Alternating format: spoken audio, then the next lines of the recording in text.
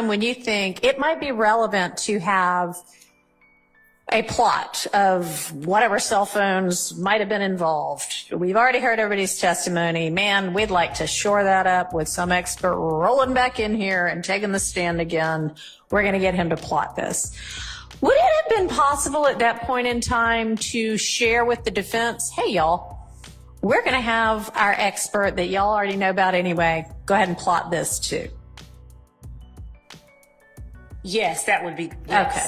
Why was that not done?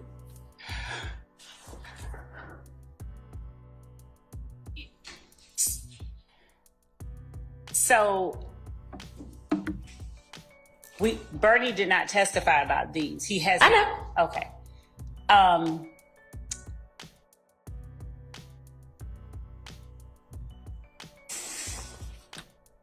Your Honor, if I may, I'd like to give the court first the more precise time that we got those records. Not when you asked for them, not when you got them, when you asked for them. That, yes. Before I go to that second question with the court's permission. Okay. Go ahead. How long is it going to take to get that information? Can Mr. Christian work on getting that information? It's already being worked on. Okay. I mean, will the answer differ based on when you asked for the information as to why at the time you asked for the information, no matter when that was, you did not, even though you could have, say to the defense attorneys, I'm going to be getting this. I don't know if I'm going to use it or not, but I'm going to be getting it. That is the best practice. And we did not, but I don't have a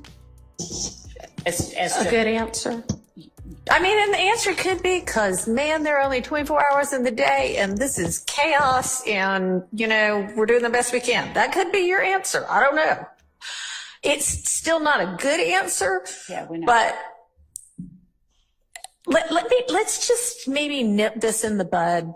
Because I did ask you also to, at the lunch break, huddle with your team and see if there might potentially be anything else outstanding, whether Brady or not, because none of this sounds like Brady. It's just information that might come in trial that it would be, you know, just kind of like the way we're supposed to try cases is to sort of share each other's evidence to, you know, with the other side so they know what to expect.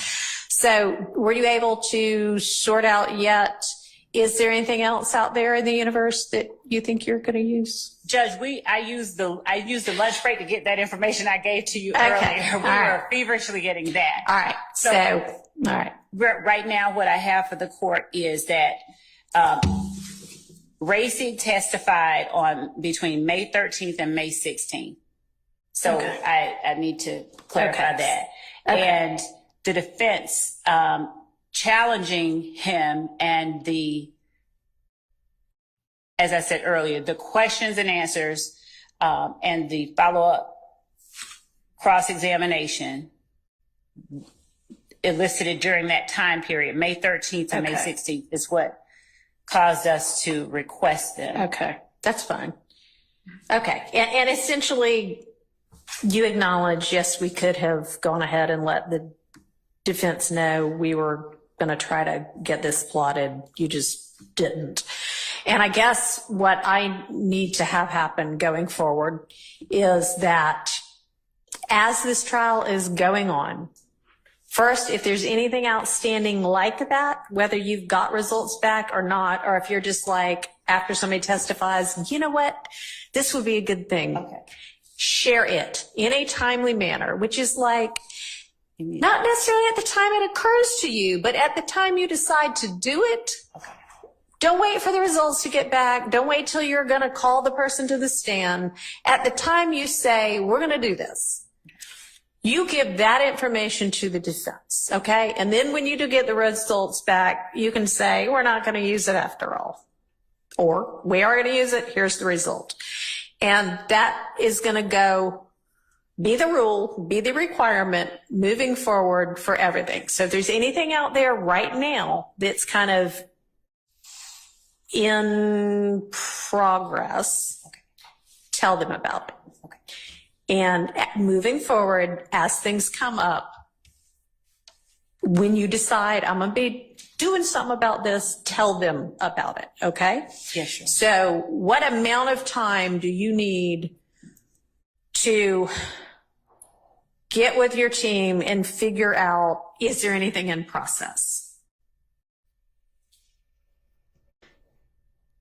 Friday at 5 too late, or you want me to do How today? about Friday at lunch? Okay. Well, okay. I don't know what our Friday is going to look like, but yes, you can share it with them without it being in court. So yes, Friday by lunchtime. And you can just copy Miss Persefield on whatever it is you tell them. Okay. All right. And I expect that to be the rule that gets followed moving forward. Okay. Okay. All right. Any questions about it? No. Okay. All right. Anything from the defense on that topic and that rule? And I know it is not ideal, but this, it seems that up until recently, this trial was sort of everything was on a rolling basis. And I can't do a whole lot about that, but moving forward, that's what it's going to be. Yes, ma'am. So, Your Honor, everything was not on a rolling basis. Well, And the rule that you just implemented was already the rule. okay. Chief Judge Glanville, at a certain point, because we were receiving late discovery disclosures All right. all the time. Okay. And at a certain point, he said he was fed up. He spoke to the state. He said he was drawing the line there. Okay. And that any late disclosures after that, and he did exactly what you did today. Maybe not in those exact words, but he said, is there anything else? Okay. So he gave the state this opportunity already, and he told Ms. Love specifically that if any other late disclosure of discovery came after that date, that it would be met with remedies and sanctions. So Okay. we're here again, and I'm just asking that before you exercise patience, Don't exercise patience. Okay. That it was already supposed to have been in place and be aware of that. Okay. So, I think that's probably true. I wouldn't be the least bit surprised if Judge Glanville had already at some point said, all right, y'all, we got to Judge Glanville, sort all this out. in fact, he has and did in fact say, hey, turn over everything you have. Right. And I'd only say that as trial goes and as we see the direction that Okay. I understand. itself. Yeah. I mean, trials are kind of living things. I get that. But even if it took you 2 weeks to decide, so like by, Memorial Day weekend on May, whatever it was at the end of May, you were like, yeah, let's get this.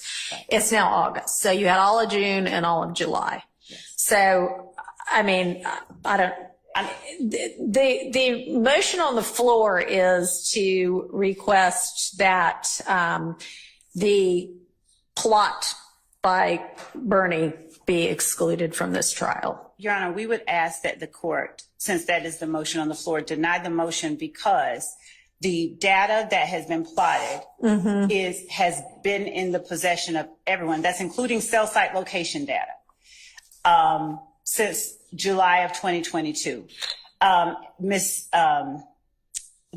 Counsel for the defendant is correct that Judge Glanville said turn over everything that you have. And you have a continuing discovery obligation. Right. So moving to exclude a summary of what has already been given, we would argue is an extreme remedy given that the information that is contained in that plot that was given to them has been in their possession since July of 2022. And this is something that we requested. I haven't yet even told, I don't yet even have the exact date that we received it back, but we did request it around May 23rd or shortly after that. All right. And the plotting that Mr. Burney did, is that with regard in the report that's come back? Is that in regard to the Donovan Thomas murder? No, the plotting that they're referring to has to do with the Lil Wayne bus shooting. Oh, right. Y'all told me that. I'm sorry. That we put up the evidence of. All right. So have you had Burney testify yet? No. So when I see on your witness list that you've most recently provided to everybody, that Burney is listed as your expert or not. I don't know if he's expert with an expert report and phone records for count 2. That's in the next 30. The dominant.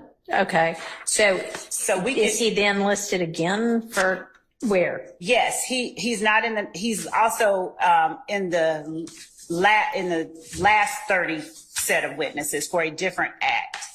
And is that the bus shooting? The Chamel drinks. No, the bus shooting we've already put up evidence of. So are you planning to call him to say, and here's the plot of everybody for the bus shooting? No, what we did was we introduced Detective Racy to do that, but the defense challenged Detective Racy's ability to do that. Okay. And so for that reason, we had Agent Burney to plot them. Okay. Okay. So Gracie you had attempted the plotting through that witness? Yes, we had introduced. Okay. We introduced and attempted to introduce plots of various numbers. There were challenges to Racy's ability to plot various numbers. Okay. There were. All right, but you at no point after you knew you couldn't get it in through Gracie said, all right, we may be trying to get this in through Burney. Did not. No, Okay. we never did that. And I want to be clear that it had to do with the line of questions that were put upon Agent Racy. Okay, so I mean, sure, it only came up that this was a possibility after Gracie testified. We only decided to do that after that. We were intended to be done with that. But it's still been 2 months since that time. Yes. And so why is an appropriate sanction not at this point saying you cannot use that information through, period. You can't use that information. I can't let Burney testify to that. Because 2 reasons. The remedy of exclusion, as the court is aware, is one that is extreme, and generally it would be appropriate when there has been some kind of harm and there has been some kind of bad faith. I'm not saying that that's the only time the court makes the decisions. Our argument would be that it should only be employed if there's something prejudice. Yeah, I understand. So how is it not bad faith? And I don't mean this personally, but how is it not bad faith when you've been ordered by a court, probably orally and in writing, that you need to produce things as they come into being and as you know about them, and then you don't do that? Bad faith would be holding it back for some kind of advantage, tactical advantage. And if we're saying we don't have to put that up until the last 5 witnesses, and we are at witness 80 in a list of 175, giving them the records or the plots now, literally when we have people, Okay, so that sounds more like an argument that they aren't really prejudiced because they still have plenty of time to handle it, right? It's actually for both, because what I was saying is, to say it's bad faith would mean that we held it back for, I mean, that's still not the only definition of bad faith, but we did not hold it back for any. We did not intentionally keep it from them. Okay. It's.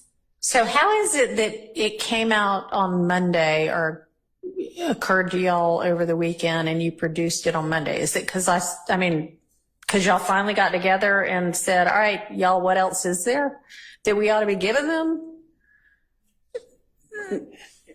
Why 2 months later? So the moment that precipitated this disclosure, I have to rewind and go back over everything that has happened. And I can only say that it may have been that it may have been that as we were looking at 30 witnesses out and looking at Bernie, we realized, oh, Bernie. Okay. So it basically was just the court saying, it's time to get organized and it's time to share the details about what your intended trial evidence is going to be that finally made y'all get organized enough to realize, oh, shoot, there are some things we have not shared yet. Fair? It is the court's order that got us to do that. Okay.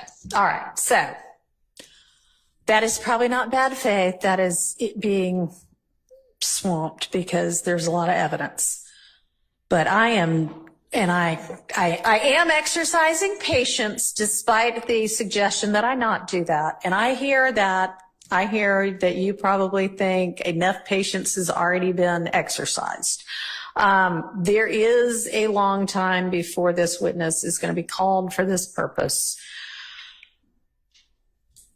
It is more difficult to prep for evidence as the trial is ongoing than it would have been before. It's more difficult to do it with 2 fewer months' time than it would have been with 2 extra months' time. This needs to be the last of it. I mean, it's sort of like when somebody comes before me on a probation violation and it's the first time I'm seeing them. I don't know what they thought about getting away with anything before that. But once I talk to them, I expect them to abide by it. I expect you to abide by it. So between now and noon on Friday, you better make sure you have got all your ducks in a row and you have shared those ducks and ducklings with the defense. Yes. Okay. I'm about ready to move on from this, but yes, ma'am. Okay, Your Honor, I'll be brief. Speak into your mic. I'll try to be brief. All right. Your Honor, in all candor to the court, I believe that the state is arguing as if it's a first argument to you because they know you haven't been here for 19 months. These arguments, I've heard them so many times, it's countless. I understand. Right. And for the state to argue it's not bad faith, I'll give you an example of things that we've been through before we had the opportunity for you to be presiding. Can I ask you a question before you do that? Sure. Is this something that is not already included in one of the numerous motions for mistrial or to disqualify these prosecutors? I don't think so, actually. You don't know? I said I don't think so. Okay. But I'm not sure. Go ahead. But this is specific about discovery, disclosure, All right. timely disclosure. The state's been caught before. Specifically, I remember a late discovery disclosure that once it was disclosed, it actually had a comment on there that was supposed to be internal that said, do not serve yet.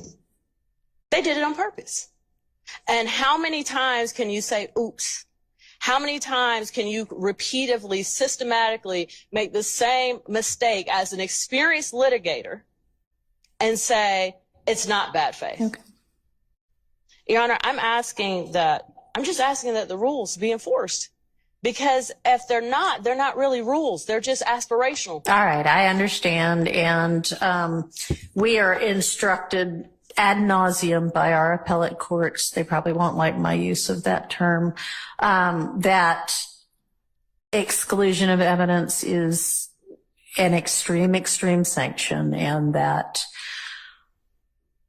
prior to a trial court instituting that as a sanction, the solutions that need to be thought about include a continuance, which is not going to happen here because we've been on a continuance for a while here anyway.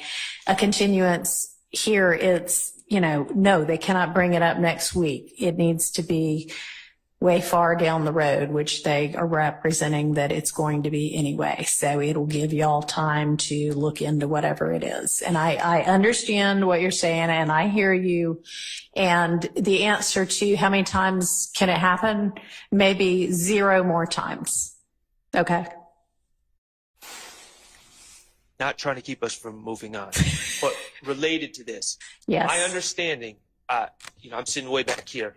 My understanding is the state admitted some court exhibits to include the affidavit and the search warrant for Mr. Boyer's phone records. Is that correct? Yes. Could the state, we still don't have those. Okay. So could the state send those to us? Can y'all share those by email or should I have copies made of these?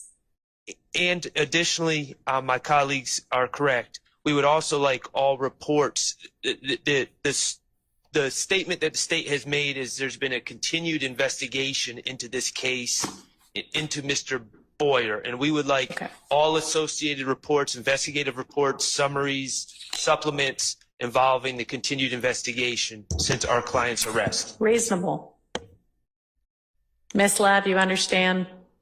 Yes, yes. Everything with regard to the police investigation of Mr. Boyer and any kind of involvement of his in any of the crimes indicted in this case. Make sure you get your free water test at envirely.com. Here we got Mr. Pollock. He had a cornfield. He took advantage of a free water test from us, and this is what we found in this water. We found sulfur, we found hardness, and we solved these problems with an easy fix of 2 tanks. So get your free water test today. Stay blessed. Click the link below.